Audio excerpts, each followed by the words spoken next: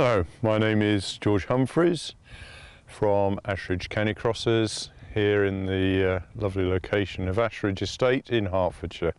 I'm here today to talk about trail etiquette. So you're going to go out with a group for your first run or subsequent runs with dogs.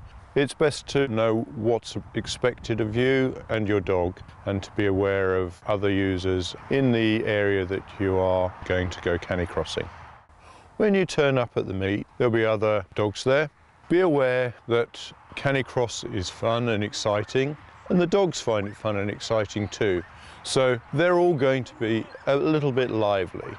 Make sure you give all the other persons out and their dogs plenty of space. You don't want dogs eyeballing each other and anything untoward's kicking off. So respect each other's spaces. Allow your dog to walk around and get itself gently warmed up.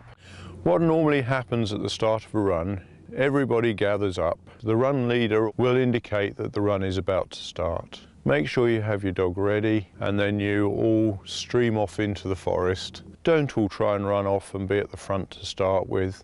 Just allow everybody to gradually go off into a single file, because when you get onto the tracks, you don't want to be bunched up. They will all get quite bouncy at the start, especially if they've done it for a while.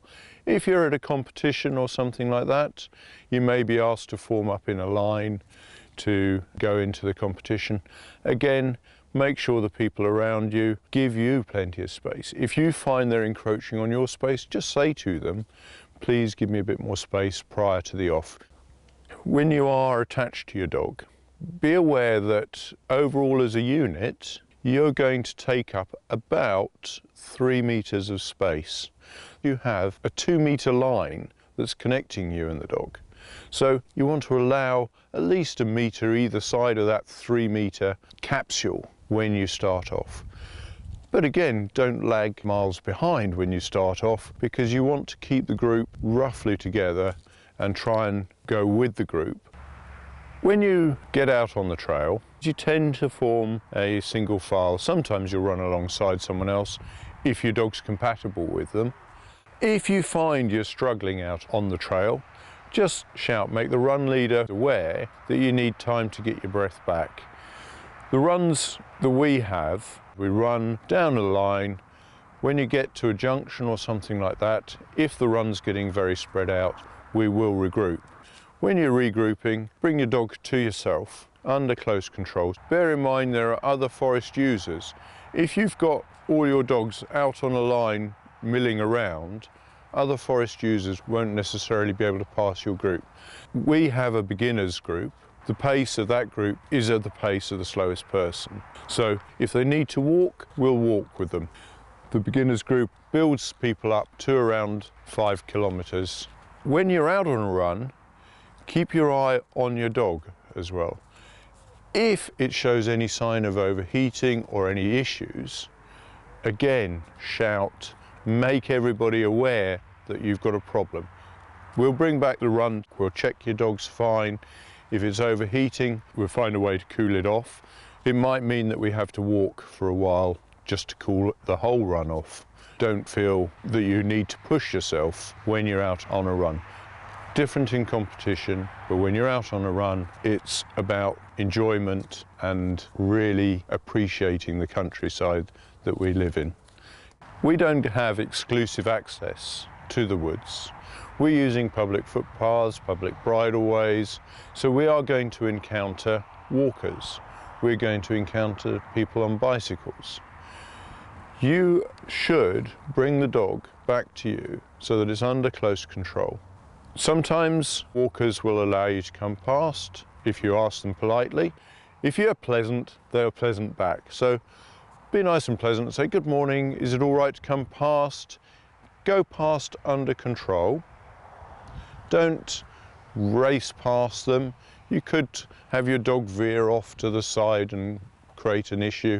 You don't want that. You want your dog and the whole group to go past and respect their space. They're out there to enjoy the countryside as well. Just make sure that you give them that choice. So push bikes, exactly the same. give them a chance. That most of the time the push bikes will stop to allow you to run past. Sometimes they'll cycle past you if you've got a dog that reacts to bikes. Again, bring it close to yourself, keep it under control. Other users, we use bridleways, so you are going to encounter horses. Horses are a different kettle of fish. If we're coming up behind them, we come back to a walk, we make the rider aware that we're there, and then we ask if we can come past. The riders appreciate this. They'll find somewhere to allow you as a group to come past. Let them know how many of you there are, so they're aware how long they have to wait with their horse. When the horse is coming to you, the rider will obviously see you first. What we tend to do again is we tend to pull off to the side of the track to allow the horse past, keeping the dogs under close control. Try not to let your dog bark at the horse. They can be flighty animals, so we want again the horse rider and the horses to have a good view of canicrossers out there in the countryside. We don't want people to have bad experiences when they come across us. There are going to be people who want to go a bit quicker. If you are going to overtake somebody, do it where it's safe to do so. First off, make them aware that you're going to come past. Some people shout trail left, some people shout trail right. I shout coming left or coming right. When they acknowledge and say yes, you can do this and it's safe to do so, then you can go past. They may wish to get their dog under closer control to stop it veering into your path. You need to also make sure your dog doesn't veer into their path when you go past them.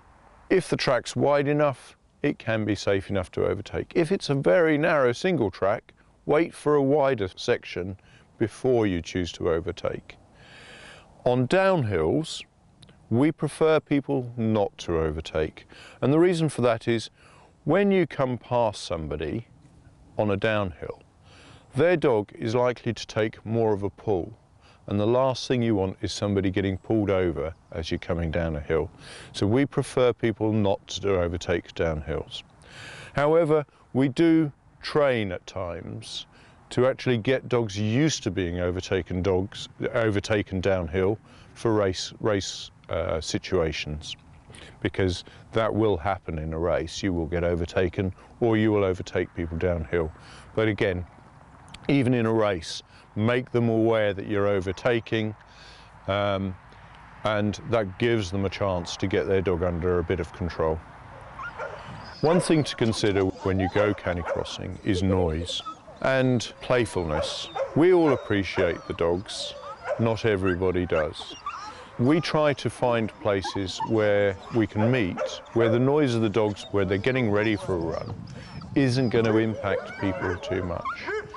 We tend to try and regroup, where when you're regrouping, if the dogs start to bark a bit, it's not going to impact the rest of the forest users or even people in their houses.